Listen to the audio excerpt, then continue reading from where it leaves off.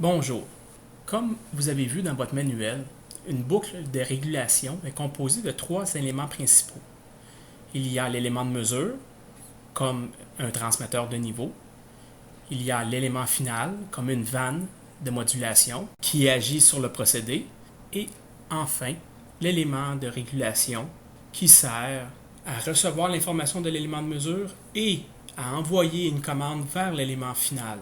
Donc, c'est le cœur de la boucle de régulation. C'est à l'intérieur du contrôleur, donc de l'élément de régulation, où on va retrouver les paramètres pour bien ajuster une boucle de régulation.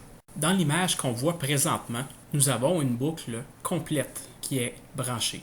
Les fils jaunes connectent mon élément de mesure, qui est le transmetteur de niveau du réservoir E1, vers le contrôleur. Ensuite, les fils noirs connectent le contrôleur vers le variateur de vitesse. Donc, je veux faire une régulation de niveau.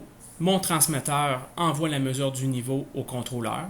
Le contrôleur envoie une commande au variateur de vitesse pour augmenter ou diminuer la vitesse, ce qui agit sur le procédé. Le niveau va augmenter ou descendre. Le transmetteur de niveau va capter une nouvelle position du niveau et ainsi de suite. L'information se rend au contrôleur qui agit sur le variateur de vitesse.